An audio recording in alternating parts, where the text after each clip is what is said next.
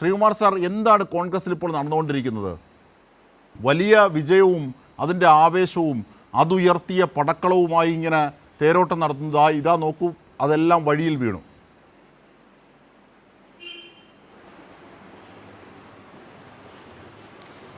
അല്ല, കോൺഗ്രസ്സിൽ എന്താണിപ്പോൾ നടക്കുന്നതെന്ന് ചോദിച്ചാൽ, കോൺഗ്രസിൻ്റെ യോഗത്തിൽ ചില അഭിപ്രായ ഭിന്നതയുണ്ടെങ്കിൽ ആ അഭിപ്രായ ഭിന്നത പർവ്വതീകരിച്ച് പുറത്തേക്ക് വരുന്നു എന്നുള്ളതാണ് ഒരു യാഥാർത്ഥ്യം. അതെന്താണ് അവിടെ നടന്നത്, എന്താണ് നേതാക്കൾക്കിടയിലെ ഭിന്നത എന്നതിനെക്കുറിച്ചൊന്നും വ്യക്തമായ വിവരങ്ങൾ വന്നിട്ടില്ലെങ്കിലും നമുക്ക് ആലോചിച്ചറിയാം എന്തോ പ്രശ്നങ്ങൾ ആ പാർട്ടിയിൽ ഉണ്ടായിട്ടുണ്ടെന്നുള്ളത്. അത് ശ്രീ KPCC പ്രസിഡന്റ് ശ്രീ സുധാകരൻ വളരെ വ്യക്തമായിട്ട് പറഞ്ഞിട്ടുണ്ട്. പ്രതിപക്ഷ നേതാവിൻ്റെ പ്രതികരണം അദ്ദേഹം പറഞ്ഞിട്ടുണ്ട്, ഞാൻ വിമർശനത്തിന് അതീതനല്ലെന്ന് പറഞ്ഞിട്ടുണ്ട്. അപ്പോൾ വിമർശനത്തിന് അതീതനല്ല എന്ന് പ്രതിപക്ഷ നേതാവ് പറഞ്ഞതിൻ്റെ അർത്ഥം എന്താണ്? അദ്ദേഹം വിമർശിക്കപ്പെട്ടു എന്ന് തന്നെയാണ്. അതിലെന്താ തെറ്റുള്ളത്? കാരണം ഒരു രാഷ്ട്രീയ പാർട്ടി പ്രത്യേകിച്ച് ജനഹിതം നല്ലവണ്ണം മനസ്സിലാക്കുകയും ജനഹിതം അനുഭവിക്കുകയും ചെയ്ത ഒരു പാർട്ടിയാണ് UDF, ഒരു മുന്നണിയാണ് UDF. ആ UDFനെ നയിക്കുന്ന കോൺഗ്രസ്സിൽ അവരുടെ സംഘടനാപരമായ ചില പ്രശ്നങ്ങളുണ്ടായി. ആ സംഘടനാപരമായ പ്രശ്നത്തിൻ്റെ ഭാഗമായിട്ട് ചേർന്ന യോഗത്തിൽ ഇങ്ങനെ ചില തീരുമാനങ്ങളുണ്ടായി, ഇങ്ങനെ ചില അഭിപ്രായങ്ങളുണ്ടായി. ആ അഭിപ്രായങ്ങൾ ഏത് രീതിയിൽ വേണമെങ്കിൽ നമുക്ക് ചർച്ച ചെയ്യാം. കാരണം ഏത് രീതിയിൽ ചർച്ച ചെയ്യാമെന്ന് പറയാൻ കാരണം എന്താണെന്ന് വെച്ചാൽ, ഓരോരുത്തരുടെ താല്പര്യത്തിനനുസരിച്ച് അതിനെ വ്യാഖ്യാനിച്ചെടുക്കാം. അല്ലാണ്ട് അതൊരു കോൺഗ്രസ്സിൽ വലിയ എന്തെങ്കിലും ഒരു പരിഹരിക്കാൻ പറ്റാത്തൊരു പ്രശ്നമായി മാറുമെന്നൊന്നും ഞാൻ കരുതുന്നില്ല. കാരണം എന്താണെന്ന് വെച്ചാൽ, കഴിഞ്ഞ ലോക്സഭാ തിരഞ്ഞെടുപ്പ് കാലത്ത് നിങ്ങൾക്കറിയാമല്ലോ, പുതുപ്പള്ളി ഉപതിരഞ്ഞെടുപ്പിന് ശേഷം നടത്തിയൊരു പത്രസമ്മേളനത്തിൽ സുധാകരനും സതീശനും തമ്മിലുള്ളൊരു ഭിന്നത പരസ്യമായിട്ട് നമ്മൾ കണ്ടതാണ്. ആദ്യം ആര് സംസാരിക്കണം എന്നതിനെ ചൊല്ലി അത് എല്ലാവർക്കും അറിയാവുന്ന കാര്യമാണ്. KPCC പ്രസിഡന്റാണ് ആദ്യം സംസാരിക്കേണ്ടത്. പിന്നെ ആ പ്രശ്നമൊക്കെ തീരുകയും ചെയ്തു. അതുപോലെ അതിനുശേഷമാണ് ലോക്സഭാ ഇലക്ഷനിൽ 18 മണ്ഡലങ്ങൾ കോൺഗ്രസിന് ലഭിച്ചത്. ഇപ്പോഴും അത് തന്നെയാണ് സംഭവിക്കുന്നത്. പാർട്ടിക്കുള്ളിൽ അഭിപ്രായ വ്യത്യാസം ഉണ്ടാകും. കോൺഗ്രസ്സിൽ അതൊരു പുതുമയുള്ള കാര്യമല്ല. പക്ഷെ ഒരു കാര്യം ഞാൻ വ്യക്തമായിട്ട് പറയാം, പുതുമയുള്ള കാര്യമല്ല എന്നൊക്കെ നമ്മൾ പറയുന്നുണ്ടെങ്കിലും കോൺഗ്രസ്സിലെ സാധാരണക്കാരായ പ്രവർത്തകർക്ക് അതൃപ്തി ഉണ്ടാക്കുന്ന വിഷയങ്ങളാണ് ഇതെല്ലാം. അത് യാതൊരു തർക്കവുമില്ല. അത് നേതാക്കൾ അത് മുന്നോട്ട് കൊണ്ടുപോകാതിരിക്കുന്നതാണ് അവർക്ക് ഭംഗി. അവർക്കൊരു എന്താണ് പറയുക, മുന്നോട്ട് കൊണ്ടുപോകാതിരിക്കുന്നതാണ് പാർട്ടിക്ക് നല്ലത്. നേതാക്കൾക്ക് പ്രവർത്തകരുടെ വിശ്വാസ്യത നേടിയെടുക്കാനുള്ള അവസരം നഷ്ടപ്പെടാതിരിക്കാനും അത് കാരണമാകും. ഇതാണ് എനിക്ക് ആദ്യമായിട്ട് അതിനെക്കുറിച്ച് പറയാനുള്ളത്. തീർച്ചയായും. ശ്രീ ജേക്കബ് ജോർജ്, ഈ ആന്റണിയുടെയും കരുണാകരൻ്റെയും കാലത്തുള്ള അടക്കം ഗ്രൂപ്പ് യുദ്ധങ്ങൾ കണ്ടിരുന്ന ഒരു മാധ്യമപ്രവർത്തകനാണ് താങ്കൾ. ശ്രീ ജേക്കബ് ജോർജ്, താങ്കളിലേക്ക് ഞാനെത്താം. ശ്രീ റജി ലൂക്കോസിലേക്ക്, ശ്രീകുമാറിലേക്ക് തന്നെ പോകാം. റജി ലൂക്കോസും ജേക്കബ് ജോർജും തയ്യാറായി വരുന്നതേ ഉള്ളൂ. ശ്രീകുമാർ, അതായത് ഇത്ര നിസ്സാരപ്പെട്ട ഒരു വിഷയമായി ഈ കാര്യങ്ങളെ കാണാനാകുമോ എന്നുള്ളതാണ്. കാരണം നോക്കൂ, ചെന്നിത്തലയെ മാറ്റി ആ നീക്കങ്ങളൊക്കെ നമുക്കറിയാം. ചെന്നിത്തല വളരെ കരഞ്ഞുകൊണ്ട് അദ്ദേഹത്തിൻ്റെ ഔദ്യോഗിക വസതിയിൽ നിന്ന്, പ്രതിപക്ഷ നേതാവിൻ്റെ ഔദ്യോഗിക വസതിയിൽ നിന്നൊക്കെ ഇറങ്ങുന്ന ആ ഘട്ടമൊക്കെ നമുക്ക് ഓർമ്മയുണ്ട്. അതിനുശേഷമാണ് സതീശനെ അവിടേക്ക് അവരോധിക്കുന്നത്. സതീശനും സുധാകരനും എത്തിക്കഴിഞ്ഞ് വലിയ തർക്കം ഇവർ തമ്മിൽ ഉണ്ടാവുകയാണ്. താങ്കൾ സൂചിപ്പിച്ചതുപോലെ അങ്ങനെ സംസാരിക്കുന്നിടത്ത് പിന്നെ ഒരു തെറിവാക്ക് വന്നു, അങ്ങനെയൊക്കെയുള്ള ഒരുപാട് വിവാദങ്ങൾ അതിനകത്തുണ്ടായി. അതൊന്നുമല്ല, അതിനപ്പുറത്തേക്ക് കാര്യങ്ങളുണ്ട് എന്നതിൻ്റെ സൂചനയാണ് ഇവിടെ പറയുന്നത്. കാരണം KPCC പ്രസിഡന്റ് പറയേണ്ട, ശരിയായിരിക്കാം, ചിന്തൻ ശിബിരിൽ ഇതൊക്കെ അവതരിപ്പിക്കുന്നു, അത് ഓരോ സ്ഥലങ്ങളിലേക്ക് റിപ്പോർട്ട് ചെയ്യുന്നു, അതുമായി ബന്ധപ്പെട്ട യോഗങ്ങൾ നടക്കുന്നു. ഇതിൻ്റെ വിവരമൊക്കെ സർക്കുലറായി ഇറക്കേണ്ടത് KPCC പ്രസിഡൻ്റാണ്. അതൊരു പ്രാഥമിക സാക്ഷരതയാണ് രാഷ്ട്രീയ പാർട്ടികളുമായി ബന്ധപ്പെട്ട്. അവിടെയാണ് സതീശൻ ഹൈജാക്ക് ചെയ്യാൻ ശ്രമിക്കുന്നത്. ഇതൊക്കെ ഇവർക്ക് ബോധ്യമാകുന്നു, അതൃപ്തി ഉണ്ടാകുന്നു എന്നുള്ളതാണ്. കേവലം ഇത് ചില പ്രശ്നങ്ങളുണ്ടാകുന്നു, ഊതിപ്പെരിപ്പിച്ചതാണ് എന്ന് കാണാനാകുമോ? അതിനപ്പുറത്തേക്കല്ലേ? അണികൾ ഇതിൽ അസ്വസ്ഥരാണ് എന്ന് പറഞ്ഞതുകൊണ്ട് മാത്രം ഈ വൈരുദ്ധ്യങ്ങളെ ഇല്ലാതാക്കാനാകില്ല. കാരണം അത്ര കണ്ട് ഘനീഭവിച്ചു പോയിരിക്കുന്നത്.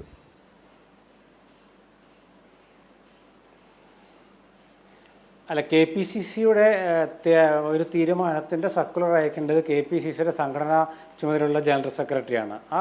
അതിപ്പോൾ TU രാധാകൃഷ്ണനാണ്.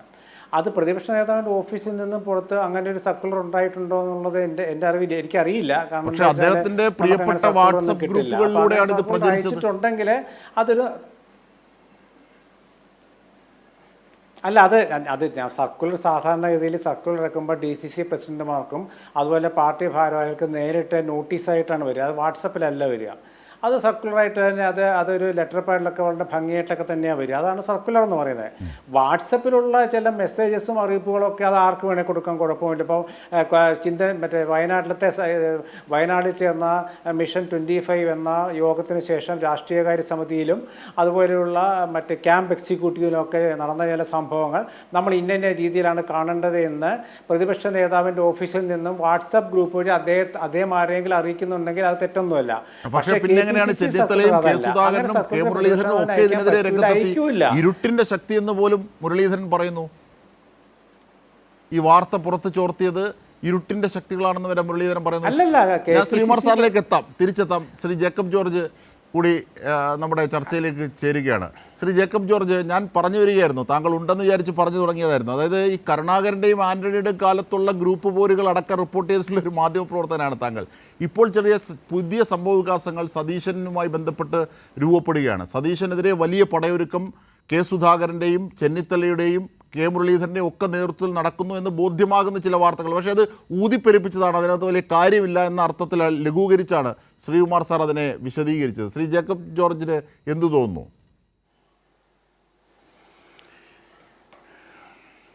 അല്ല, ഞാനതിനെ ലഘൂകരിക്കുന്നില്ല.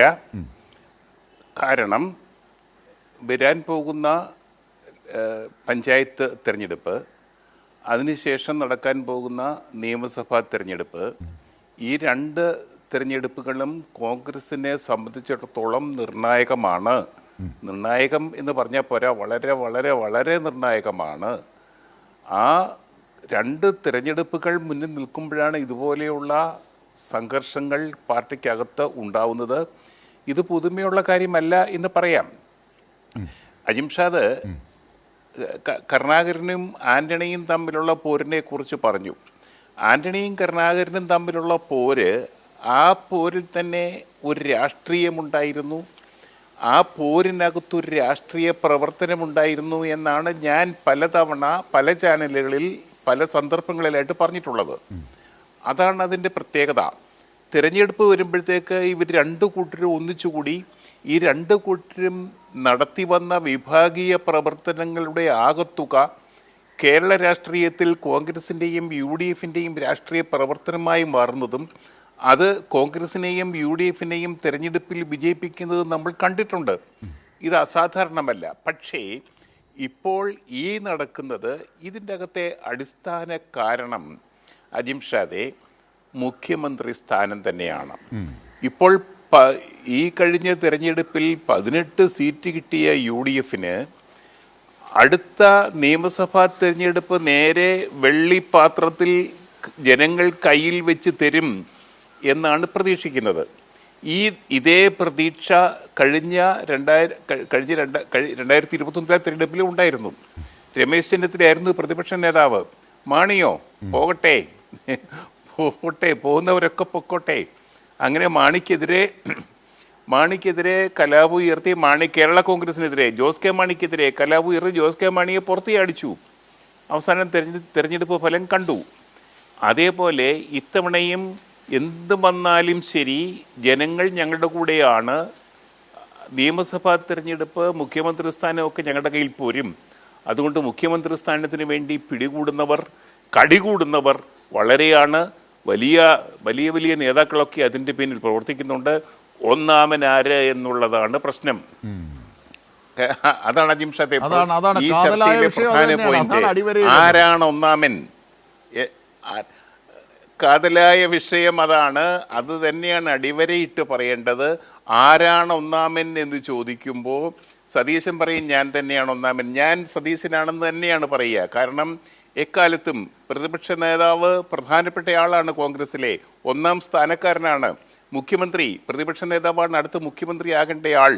UDF ഭരണത്തിൽ വന്നാൽ അടുത്ത മുഖ്യമന്ത്രി ആകേണ്ടത് മറ്റാരുമല്ല, KC വേണുഗോപാലോ കെ സുധാകരനോ അല്ല, രമേശ് ചെന്നിത്തലയോ അല്ല. പ്രതിപക്ഷ നേതാവ് VD സതീശൻ തന്നെയാണ് മുഖ്യമന്ത്രി ആവേണ്ടത്. പക്ഷേ സതീശിനെ മുഖ്യമന്ത്രിയാക്കാൻ സമ്മതിക്കില്ല എന്ന് തന്നെയാണ് മറ്റ് പലരുടെയും മനസ്സിലിരിപ്പ്. ഇതിൻ്റെ ആകെ തുക എന്ന് പറഞ്ഞാൽ ഒന്നാമൻ ആര് എന്നുള്ള ചോദ്യത്തിൻ്റെ പിന്നാലെയുള്ള പരക്കം പാച്ചിൽ തന്നെയാണ് ഈ നേതാക്കന്മാർക്കൊക്കെ ഉള്ളത്. ശ്രീ എൻ ശ്രീകുമാർ, ഇപ്പോൾ ജേക്കബ് ജോർജ് സാർ പറഞ്ഞ കാര്യത്തിൽ വളരെ നിർണായകമായ കാര്യങ്ങളുണ്ട്. കാരണം നമുക്കതിൻ്റെ പിന്നാമ്പുറങ്ങൾ കൂടി ഒന്ന് പരിശോധിക്കേണ്ടതുണ്ട്. നോക്കൂ, ശശി തരൂർ ഒരു ചെറിയ ഘട്ടത്തിൽ ചില ഭീഷണികൾ ഉയർത്തി രംഗത്തെത്തിയപ്പോൾ വളരെ അസഹിഷ്ണുതയോടുകൂടിയാണ് വി.ഡി. സതീശൻ അന്ന് പ്രതികരിച്ചത്. ഊതിപ്പെരിപ്പിച്ച ബലൂണുകൾ എന്ന അർത്ഥത്തിൽ വരെ അദ്ദേഹം പരസ്യമായി പ്രതികരിച്ചു.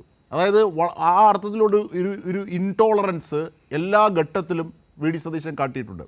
അതൊരു സിൻഡ്രോമായി ഞാൻ രാഷ്ട്രീയമായി തന്നെയാണ്, വ്യക്തിപരമായേ അല്ല സംസാരിക്കുന്നത്. അപ്പോൾ വി.ഡി. സതീശൻ്റെ ആ ഒരു സിൻഡ്രോം വർക്കൗട്ട് ചെയ്യുന്നുണ്ട് എല്ലാ കാര്യങ്ങളിലും.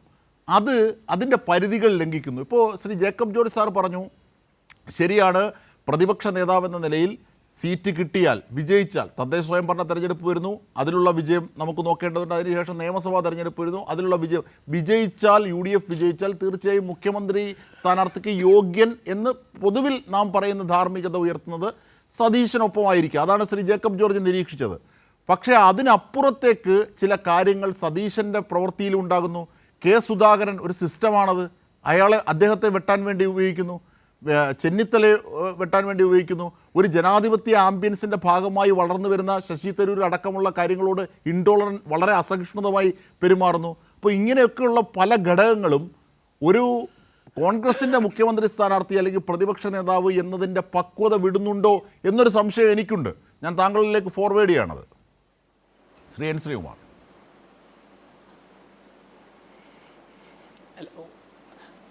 നോക്കൂ അജിംഷാദെ, ഒരു നേതാവിനെ കുറിച്ച് വ്യത്യസ്തമായ വിലയിരുത്തലുകൾ ആർക്കും നടത്താം. അതിലിപ്പോൾ ജോർജ് പറഞ്ഞല്ലോ, തർക്കമുണ്ടല്ലോ രാഷ്ട്രീയത്തിൽ, അതാണല്ലോ. അല്ല, അതായത് രാഷ്ട്രീയ നേതാക്കളെ കുറിച്ച് നമ്മൾ സംസാരിക്കുമ്പോൾ ഒന്നും വ്യക്തിപരമല്ല. ഇപ്പം ഞാൻ ആരെക്കുറിച്ച് ഞാൻ സംസാരിക്കുമ്പോഴും പ്രതിപക്ഷ ബഹുമാനത്തോടെ കൂടിയേ ഞാൻ സംസാരിക്കാറുള്ളൂ. അതായത് ഏത് രാഷ്ട്രീയ നേതാക്കളാണെങ്കിൽ പോലും. അതായത് ഇവിടെ ശ്രീ ജേക്കബ് ജോർജ് ഒരു കാര്യം പറഞ്ഞല്ലോ, ഒന്നാമൻ തർക്കം എന്നുള്ളത്. അത് രാഷ്ട്രീയത്തിൽ പറഞ്ഞിട്ടുള്ളതാണ് ഒന്നാമൻ തർക്കം എന്നുള്ളത്. രാഷ്ട്രീയത്തിൽ ഒന്നാമൻ എന്ന് വെച്ചാൽ തുല്യരിൽ ഒന്നാമൻ ആരാണ് എന്നുള്ളതാണ്. അതൊരു പ്രൈമസ് ഇൻട്രപ്പസ് എന്ന് പറയും നമ്മുടെ ഭരണഘടനാ പ്രകാരം. അതായത് തുല്യരിൽ ഒന്നാമൻ ആരാണ്. അപ്പോൾ തുല്യരിൽ ഒന്നാമനാകാനുള്ള തർക്കം സ്വാഭാവികമായിട്ട് ഏത് രാഷ്ട്രീയ കക്ഷിയിലും ഉണ്ടാവും. അത് കോൺഗ്രസ്സിലുണ്ട്, CPM-ലില്ലേ. ഇപ്പം പിണറായി വിജയനും VS അച്യുതാനന്ദനും തമ്മിലുള്ള തർക്കം എന്തായിരുന്നു? പാർട്ടി സെക്രട്ടറി ആണോ ഒന്നാമൻ അതോ മുഖ്യമന്ത്രിയാണോ ഒന്നാമൻ എന്നുള്ള രീതിയിലായിരുന്നില്ലേ? അതെല്ലാ കക്ഷികളിലും വരും. അങ്ങനെയല്ല.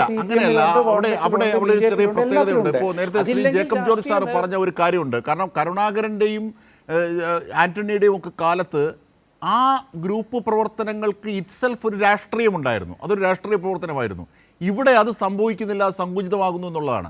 താങ്കളിപ്പോൾ മറ്റു പാർട്ടികളിലൊക്കെ പറഞ്ഞിരുന്ന കാര്യങ്ങളിൽ ഒരു രാഷ്ട്രീയ പ്രവർത്തനമുണ്ട്. അത് മാത്രമല്ല, അവരുടെ പാർട്ടി ആ അർത്ഥത്തിൽ അത് അംഗീകരിച്ചിരുന്നില്ല. അതിനെതിരായ ഒരു സിസ്റ്റം അവിടെ വർക്കൗട്ട് ചെയ്തിരുന്നു. പക്ഷേ ഇവിടെ അങ്ങനെ ഒന്നുമില്ല. കെ സുധാകരൻ പരസ്യമായി പറയുന്നു, വി.ഡി. സതീശൻ പരസ്യമായി പറയുന്നു, കെ മുരളീധരൻ പരസ്യമായി പറയുന്നു. ഇതൊക്കെ അണികൾ കാണുന്നു. ഇങ്ങനെ ഒരു സംഘർഷമുണ്ട്. എല്ലാ കാലത്തും കോൺഗ്രസിൻ്റെ ഗ്രൂപ്പ് രാഷ്ട്രീയം അങ്ങനെയാണ് എങ്കിൽ പോലും അതിന് ചില വ്യക്തിപരമായ മാനങ്ങൾ കൂടി ഉണ്ടെന്ന് എനിക്ക് തോന്നുന്നു.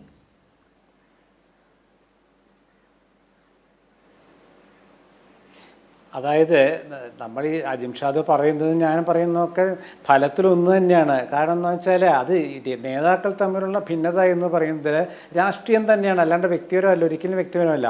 അത് വ്യക്തിപരമായ സംഭവങ്ങൾ ഉണ്ടായിട്ടുണ്ട്, ഇല്ലെന്ന് ഞാൻ പറയുന്നില്ല, അത് ഞാൻ വിശദീകരിക്കുന്നില്ലാണ്, നമുക്ക് എല്ലാവർക്കും അനുഭവമുള്ള കാര്യങ്ങളാണ്. പക്ഷേ സാധാരണ രീതിയിൽ ആശയപരമായ ഒരു ഭിന്നത ഇപ്പോൾ ഒരു പാർട്ടിയിലും ഇല്ല. കമ്മ്യൂണിസ്റ്റ് പാർട്ടിയിൽ ആശയപരമായ ഭിന്നത 1964 അവസാനിച്ചു. പിന്നെ നക്സൽ പ്രസ്ഥാനങ്ങളോട് അതിനുശേഷം പിന്നെ MV രാഘവൻ്റെ കാലത്തും പിന്നീട് RMPയുടെ കാലത്തുമൊക്കെ അത് നമ്മൾ കുറേശ്ശെ കണ്ടു എന്ന് മാത്രമേ ഉള്ളൂ. പാർട്ടിക്കുള്ളിൽ പ്രമുഖമായ പാർട്ടിയായ CPM-ൽ ഇപ്പോൾ ആശയ ഭിന്നത ഉണ്ടെന്നൊന്നും ഞാൻ പറയില്ല. കാരണം അങ്ങോട്ട് ഭിന്നതയേ അതിലില്ല. വ്യക്തിപരമായിട്ട് അങ്ങോട്ടും ഇങ്ങോട്ടുമുള്ള ചില അഭിപ്രായ വ്യത്യാസങ്ങൾ മാത്രമല്ല. അത് ആ പാർട്ടിയിലും കൂടുതൽ ജനാധിപത്യത്തിൻ്റെ വായു കടന്നെത്തിയെന്നാണ് ഞാൻ കരുതുന്നത്. നല്ല കാര്യമാണ്. കരുണാകരൻ്റെയും ആന്റണിയുടെയും കാലത്തുള്ള ഗ്രൂപ്പ് പ്രവർത്തനവും അല്ല, ആ കോൺഗ്രസിലേക്ക് തന്നെയാണ് വരുന്നത്. ഞാൻ പറയുമ്പോൾ നമ്മളെല്ലാം താരതമ്യം ചെയ്യണമല്ലോ, അതുകൊണ്ടാണ് ഏകപക്ഷീയമായി പോകണ്ട. അത് കേൾക്കുന്നവർക്ക് മനസ്സിലാവുമ്പോൾ ചില കാര്യങ്ങൾ ബോധ്യപ്പെടണമല്ലോ, അതുകൊണ്ട് പറഞ്ഞതേ ഉള്ളൂ. അല്ലാതെ ഞാനിതിൽ CPM-നെ വലിച്ചടിക്കുകയൊന്നുമല്ല. അതായത് നമ്മളെ സംബന്ധിച്ചിടത്തോളം ഇപ്പോൾ കരുണാകരനും ആൻ്റണിയും തമ്മിലുള്ള ഗ്രൂപ്പ് കാര്യത്തെക്കുറിച്ച് പറഞ്ഞു. കരുണാകരനും ആൻ്റണിയും തമ്മിലുള്ള ഗ്രൂപ്പും ഉമ്മൻചാണ്ടിയുടെ ആ ഒരു പക്ഷവും അതൊക്കെ ചർച്ചാ വിഷയമായതാണ്. അതുപോലത്തെ ഗ്രൂപ്പ് ഇപ്പോൾ കോൺഗ്രസ്സിലില്ല, അത് സത്യമാണ്. കോൺഗ്രസ്സിൽ ആൻ്റണി കരുണാകരൻ ഗ്രൂപ്പ് പോലെയോ അല്ലെങ്കിൽ ഉമ്മൻചാണ്ടി അതിനുശേഷം വന്ന ഉമ്മൻചാണ്ടി കരുണാകരൻ ഗ്രൂപ്പ് പോലെയോ ഒന്നും ഇപ്പോൾ കോൺഗ്രസ്സിൽ ഗ്രൂപ്പില്ല. കോൺഗ്രസ്സിൽ ഇപ്പോൾ ഉള്ള ഗ്രൂപ്പ് എന്ന് പറയുന്നത് അവനവനിസത്തിലേക്ക് മാറി.